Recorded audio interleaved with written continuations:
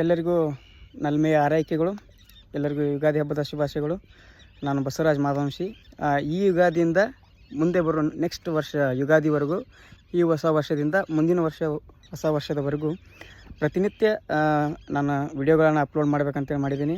ಒಂದು ಮಾತುಕತೆಗಳಾಗಿರ್ಬೋದು, ದೇವಸ್ಥಾನಗಳ ಮಾಹಿತಿ ಆಗಿರ್ಬೋದು, ಬ್ಲಾಗ್ಸ್ ಆಗಿರ್ಬೋದು, ವ್ಲಾಗ್ಸ್ ಆಗಿರ್ಬೋದು, ಎಲ್ಲವನ್ನು ಹಾಕಬೇಕಂತೇಳಿ ಈ ನಿಟ್ಟಿನಲ್ಲಿ ನಾನು ತಿಳ್ಕೊಂಡು ಪ್ರತಿಯೊಂದು ವಿಷಯಗಳನ್ನು, ಸನಾತನ ಹಿಂದೂ ಧರ್ಮದ ಪ್ರತಿಯೊಂದು ವೈಜ್ಞಾನಿಕ ಕಾರಣಗಳನ್ನು ನಿಮಗೆ ಪ್ರತಿದಿನ ತಿಳಿಸ್ಬೇಕಂತ ನಾನು ಫೇಸ್ಬುಕ್ಕು, ಯೂಟ್ಯೂಬು ಮತ್ತು ಇನ್ಸ್ಟಾಗ್ರಾಮಲ್ಲಿ ಬಸವರಾಜ್ ಮಾಧವಂಶಿ ಅಂತ ಒಂದು ಎಲ್ಲ ಕಡೆಯೂ ಒಂದೇ ಸೇಮ್ ನೇಮ್ ಇದೆ.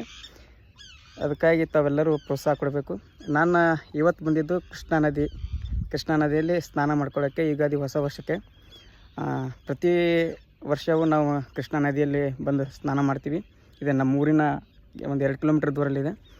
ಕೃಷ್ಣಾ ನದಿಯ ಇನ್ನೊಂದು ರೋಮಾಂಚನಕಾರಿ ವಿಷಯ ಏನಂತಂದರೆ, ಇಡೀ ವಿಶ್ವದಲ್ಲಿ ಅತಿ ಹೆಚ್ಚು ಬೆಲೆಯುಳ್ಳ ಕೊಹಿನೂರ್ ವಜ್ರವನ್ನು ನಮ್ಮ ಈ ಕೃಷ್ಣಾ ನದಿಯ ದಂಡದಲ್ಲಿ ನಿಯರ್ ಹೈದರಾಬಾದ್ ಮತ್ತು ತೆಲಂಗಾಣ ಕಡೆ ತೆಗೆದಿದ್ದಾರೆ.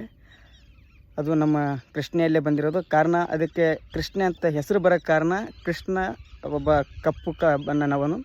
ಹೀಗಾಗಿ ಈ ನದಿಯು ಕೂಡ ಪೂರ್ತಿ ಕಪ್ಪಾಗಿರೋದ್ರಿಂದ ಇದಕ್ಕೆ ಕೃಷ್ಣೆ ಅಂತ ಕರೀತಾರೆ. ಸುಮಾರು 4 ರಾಜ್ಯಗಳಲ್ಲಿ ಇದು ಸುತ್ತತ್ತೆ.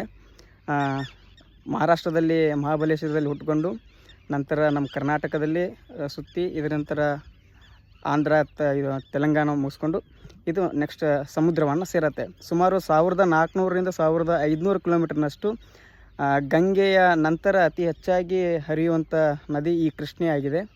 ಇದರಲ್ಲಿ ವಜ್ರ ವೈಡೂರ್ಯಗಳು ಎಲ್ಲವೂ ಸಿಗ್ತಾಯಿತ್ತು. ಇದಕ್ಕೆ ಕಾರಣ ಇದರಲ್ಲಿರುವಂಥ ಕಪ್ಪು. ಆದರೆ ನೀವು ತಿಳ್ಕೊಂಡಿರ್ಬೋದು, ವಜ್ರ ಅಂತಂದರೆ 3 ಕಾರ್ಬನ್ಗಳಿಂದ ಕೂಡಿರುತ್ತೆ. ಕಾರ್ಬನ್ ಅಂತಂದರೆ ಕಪ್ಪು.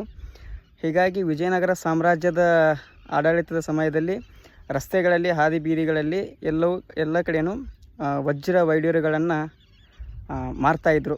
ಇದು ನಿಮಗೆಲ್ಲರಿಗೂ ಗೊತ್ತಿರುವಂಥ ವಿಷಯ. ಅವೆಲ್ಲವನ್ನು ತೆಗೆದಿದ್ದು ಈ ಕೃಷ್ಣೆಯಲ್ಲಿ. ಇದ್ರ ಬಗ್ಗೆ ಮಾಹಿತಿ ಬೇಕಾಗಿದ್ದರೆ ನೀವು ಗೂಗಲ್ ಸರ್ಚ್ ಮಾಡಿಕೊಂಡು ರಿಸರ್ಚ್ ಮಾಡಿ. ಎಲ್ಲವನ್ನು ನಾನು ಹೇಳೋಕ್ಕೋಗಲ್ಲ. ಧನ್ಯವಾದಗಳು. ಈ ಥರ ಹೆಚ್ಚಿನ ಮಾಹಿತಿಗಳು ಬೇಕಾಗಿದ್ದರೆ ಬಸವರಾಜ್ ಮಾಧವಂಶಿ ನೆನಪಿರಲಿ.